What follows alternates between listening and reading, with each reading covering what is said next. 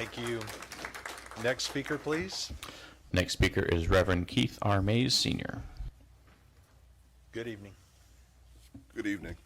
To the Honorable Mayor Nichols, Deputy Mayor Reyes, to the Honorable City Council Chairperson, and to the members of the council, and to all the citizens of Tulsa.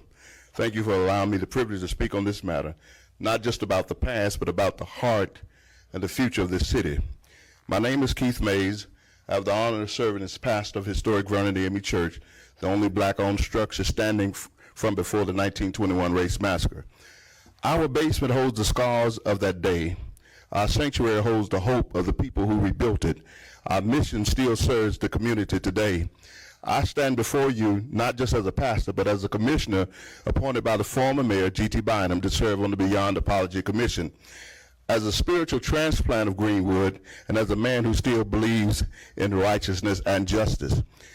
History still hurts, but healing is possible. In 1921, the Greenwood District, America's Black Wall Street, was ravaged by racial hatred. The death toll reached into the hundreds, and many of the murdered were buried secretly, without ceremony, without justice. For over a century, that silence has shouted at us, and the graves have haunted this city's soil. This is not about guilt. This is about grace. This is about dignity. This is about doing right in the eyes of the Lord and in the eyes of the city. And to those who say, well, I wasn't there back then, I say this. Were you here when Jesus died on Calvary? No.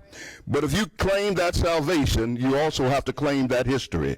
So don't tell us what you weren't here for, because we're here now, and we're responsible for what we do in this moment.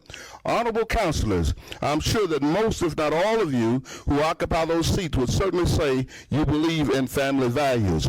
Well, let me tell you that there are many families who are still waiting to bury their loved ones the right way. That's a value too. The boldness of Mayor Monroe Nichols. Monroe Nichols didn't create this catastrophe.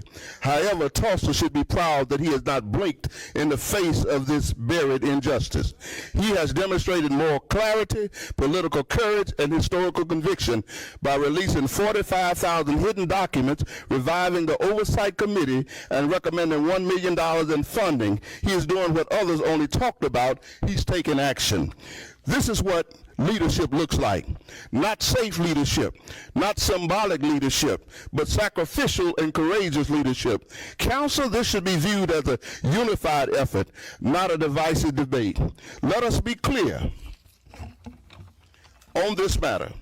This is not a black issue. It's not a white issue. It's not a Democrat's dream or a Republican's regret. This is a Tulsa truth issue. A moral mandate, a human obligation. We must refuse to let political poison progress. We must refuse to let parties prevent partnership and prejudice paralyze purpose. This must be a bipartisan and biracial journey, a community and country-wide commitment, a sacred assignment, not a social suggestion. Why does this $1 million matter? The initiative will continue to critical research for unmarked graves, connect families to their forgotten history, create closure for communities that still carry trauma. It's not just about the bones in the ground, it's about dignity for the dead, decency for the descendants, determination to do what's right.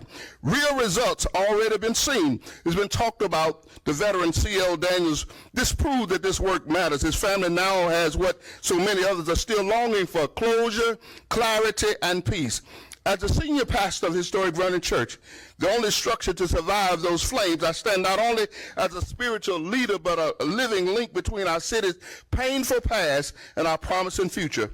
Vernon AME is more than brick and mortars. It's sacred ground, a survivor sanctuary, and a symbol of hope. Oklahoma became a state in 1907, but Vernon has stood there since 1905. Built by hands, we're named after Bishop William T. Vernon, who was the first African-American to ever sign U.S. currency when President Roosevelt made him the Registry of the Treasury in 1906. That's something we should all be proud about. For 120 years, this church has served, supported, and stood for this community. Our church has a vested interest in this healing process. We preach funerals without names. We pray for families with no graves to visit. We've carried the collective grief to Greenwood for generations. Now we're ready to carry the torch of truth. I close with this plea to the council. Honor the memory. Don't hide the history. Fund the search. Don't bury the truth youth again, join hands across party lines, pews, and precincts, because healing is holy. May this city be remembered not only for the tragedy that happened, but for the truth that we've uncovered, the families we restored, and the courage we showed to do what's right. Let us not fail. We have a chance to lead. We have a chance to deliver, not delay. God bless you, council, and we commend you in your work. Thank you. Next speaker, please. Next speaker is Greg Taylor,